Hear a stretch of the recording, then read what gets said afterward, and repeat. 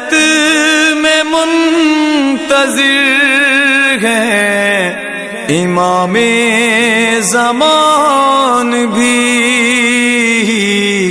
ہم کب گھروں کو چھوڑ کے مقتل سجائیں گے۔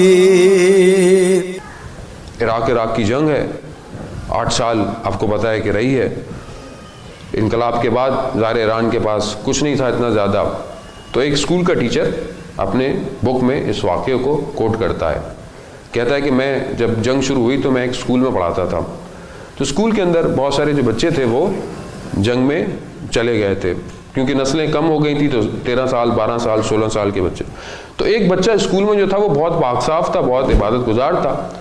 تو ایک دن وہ کہتا ہے ہم پکنک پہ گئے تو اس بچے کو باقی لڑکے گھیر کے کھڑے ہوئے تھے، تو اس سے کہہ رہے تھے کہ تم اتنے پرہیزگار جو بنتے ہو تو تم جنگ پہ کیوں نہیں چلے جاتے؟ تو استاد نے کہا کہ میں سننا کہ میں چاہتا تھا کہ یہ کیا کہے گا۔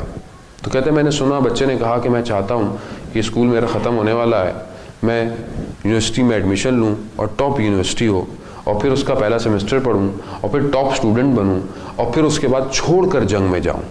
تو کہا کہ کیوں، تم ایسا کیوں کرنا چاہتے ہو؟ کہا میں نہیں چاہتا کل کو کوئی یہ بولے کہ امام خمینی کے ساتھ پڑھے لکھے بچے نہیں تھے۔ وقت گزر گیا، یہ ٹیچر خود ایک بریگیڈ یعنی ایک کمپنی کا ہیڈ بن گیا، اور وہ کہتا ہے کہ میں نہر آرون، ایک نہر ہے جو بصرہ اور ایران کے درمیان میں ہے، تو وہاں پر وہ ڈائیورس جو ہے وہ اس کے ذریعے سے جاتے تھے۔ تو کہتا ہے میں ڈائیورس کی جو صف ہے، جو لین ہے، اس کو میں سیدھا کر رہا تھا، تو اچانک سے میں نے دیکھا وہ جو ڈائیورس کے کپڑے پہن کے کھڑے ہوئے تھے، تو اس میں مجھے وہ لڑکا نظر آیا، اس کا نام بہروز تھا۔ میں پہچان گیا، میں نے اس سے پوچھا بہروز، تو اس نے مجھے بتایا میں فلانی یونیورسٹی گیا، میں نے وہاں یہ کیا، مگر اب میں تو کہتا ہے میں بہت خوش ہوا، اور اس کے بعد ایک آپریشن سٹارٹ کرنا تھا کیونکہ مائنس ڈپلائڈ ہوئی تھی، وہ ہٹانی تاکہ کشتیاں جا سکیں۔ تو کہتا ہے سب نے ڈائیو ماری، سب چلے گئے، ایک مائن پھٹ گئی، تو جو ٹیچر تھا اس کا یہاں پر اسکارف بھی آ گیا اور وہ کوما میں چلا گیا۔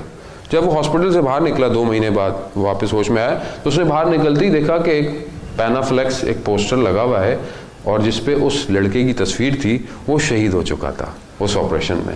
کہتا میں ان کے گھر گیا اور ان سے تعزیت کی، افسوس کیا، مبارکباد دی، تو انہوں نے بڑا گریہ کیا اور مجھے ایک واقعہ سنایا، اور وہ واقعہ ہمارے لیے بہت زیادہ عبرت آموز ہے، یعنی کہ ہم اس سے بہت اچھا لیسن لے سکتے ہیں۔ کیا واقعہ تھا؟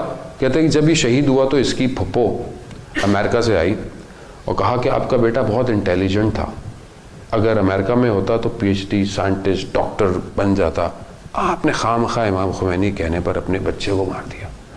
کہتے ہم کیا کہہ سکتے تھے، ہمارے ہاتھ خالی تھے، چپ کر گئے، چلے گئی۔ دوسرے دن صبح فجر میں وہ خاتون روتی ہوئی واپس آئی، کہا میں اپنے الفاظ واپس لیتی ہوں، مجھ سے غلطی ہو گئی۔ کہا کیوں، کیا ہوا؟ کہتا ہے جب میں یہاں سے واپس گئی تو میں نے رات کو خواب میں بہروز کو دیکھا۔ بہروز نے ایک گاؤن پہنا ہوا تھا جو یونیورسٹی کے گریجویٹ پہنے ہوتے ہیں، اور وہ آسمانوں پہ پرواز کر رہا تھا۔